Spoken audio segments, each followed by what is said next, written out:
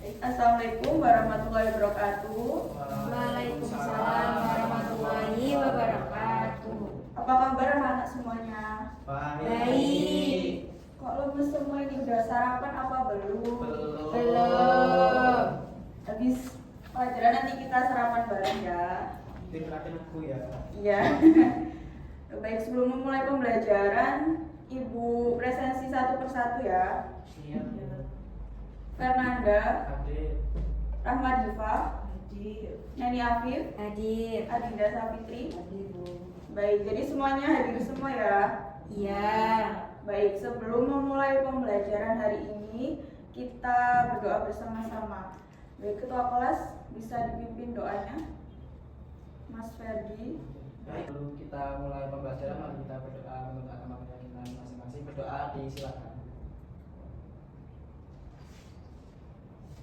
Terima kasih Mas Ferdi.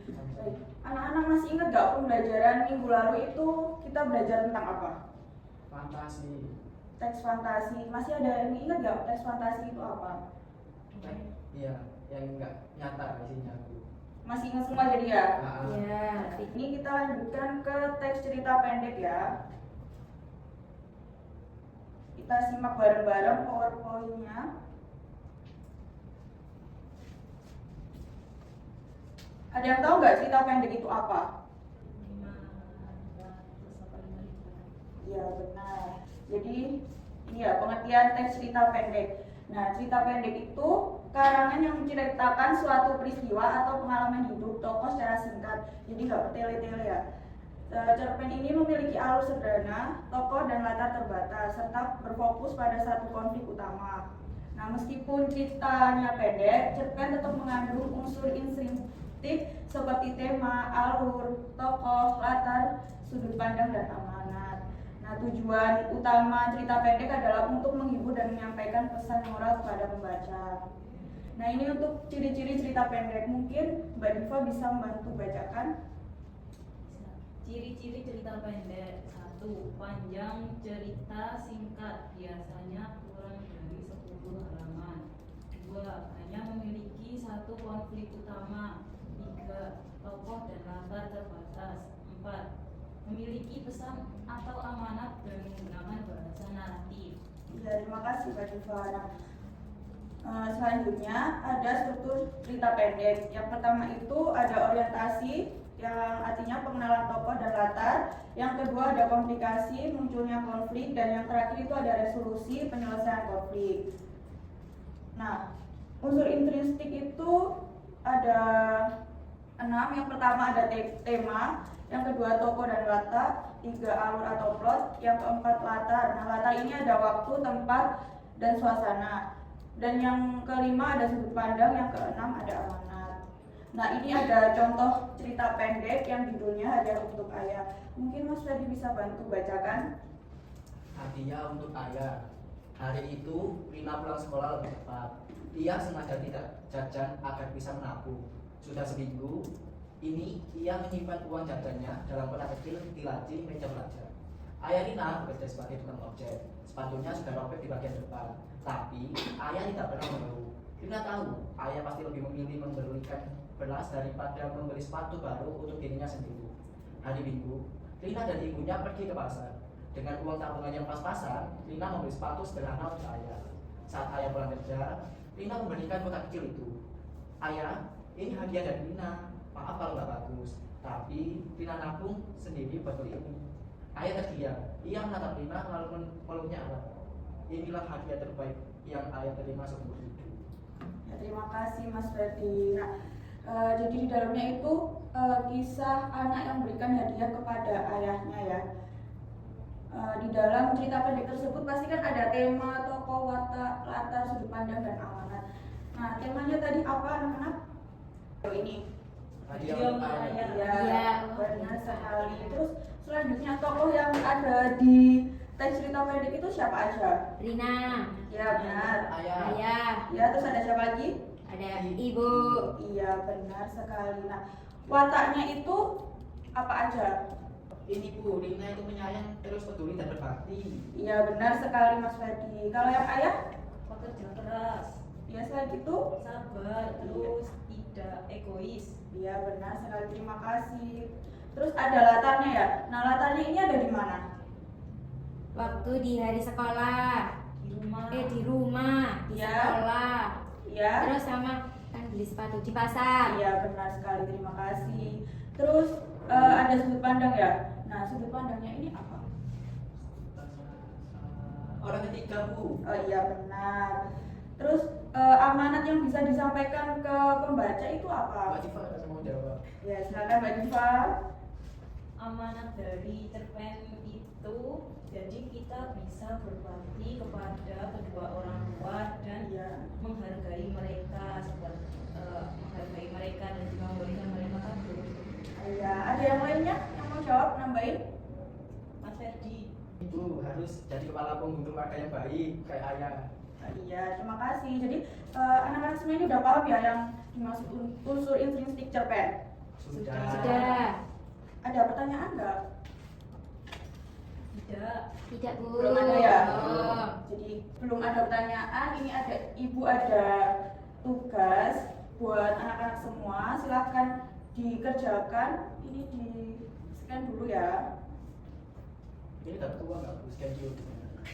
Nanti kalau benar semua dapat hadiah. Oke. Ini kelompok ya. Kelompoknya gimana, Bu? Ibu bagi aja ya. Iya. Biar adil.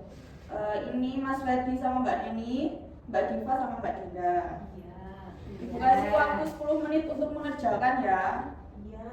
Oke. Iya, Bu. Kalau waktunya cukup, Cukup. silahkan dikerjakan, nggak boleh rame ya anak-anak. Gimana?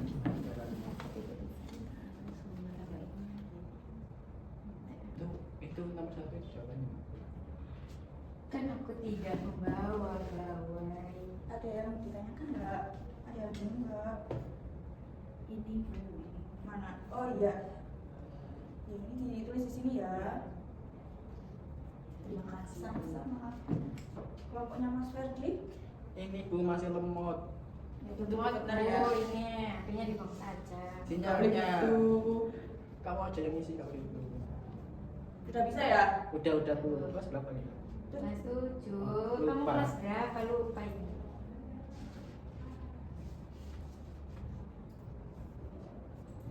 Bu mau tanya. Iya. Maksudnya nomor 2 itu gimana ya, Bu? Yang mana itu? Yang ini loh.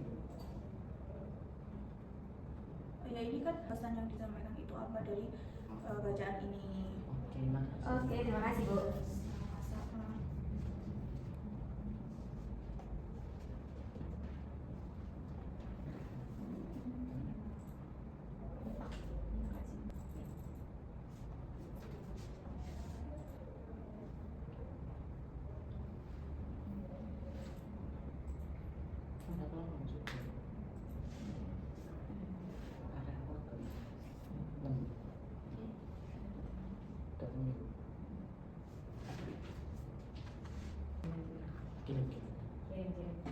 Sudah? Belum Bu. Nanti kalau benar semua dapat hadiah dari Apa, Bu? Ini ayam. boleh.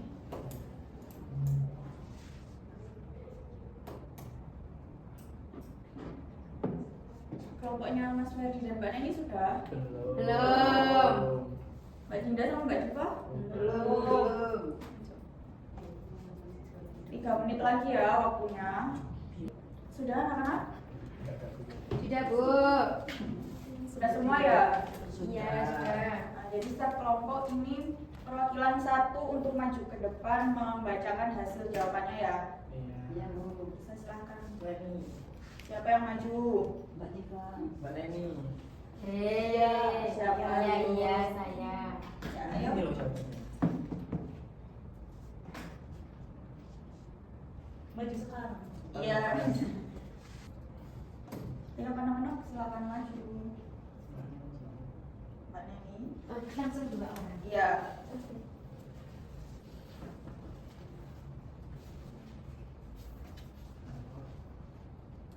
Nah, ini tadi soalnya ya. Soalnya itu cerita pendeknya judulnya Liburan Sekolahku.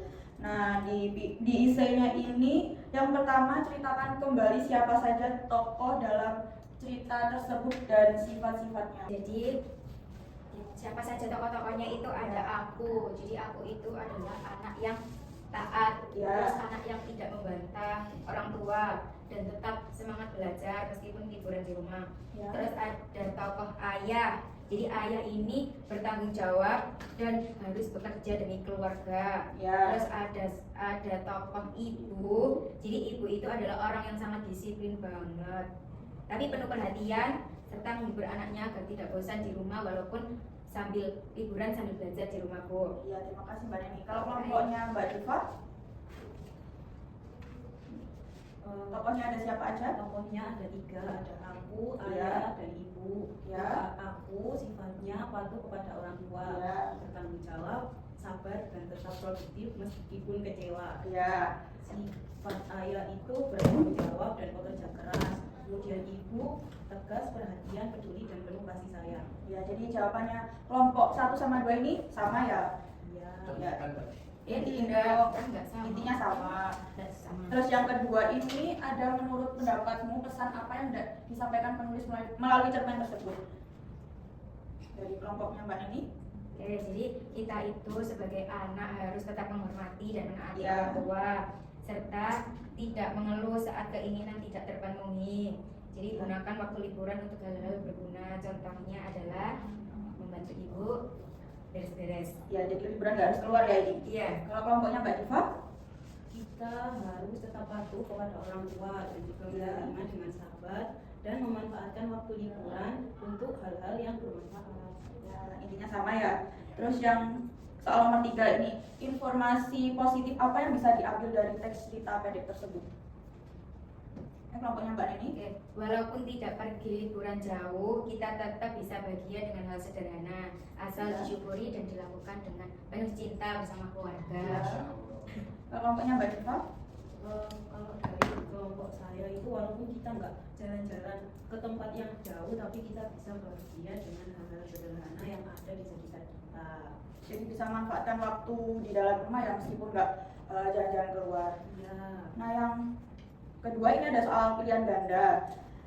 Ini yang pertama, apa saja yang dilakukan tokoh utama setelah pembagian rapor? Menikmati liburan di rumah. Mbak Neni, apa jawabannya? Apa yang dilakukan kok D. Mendapat ranking pertama di kelas. Jawabannya C apa D ini? C. D. Setelah pembagian rapor ya. Nah, jawabannya yang benar itu C. Menikmati liburan meski hanya di rumah ya. Salah. Terus yang kedua, ini yang salah siapa tadi? Kelompoknya siapa? Diva. Kelompoknya Mbak Neni ya. Yang kedua, mengapa tokoh utama tidak bisa liburan bersama ayahnya? Karena apa? Karena Ayahnya harus bekerja ke luar kota.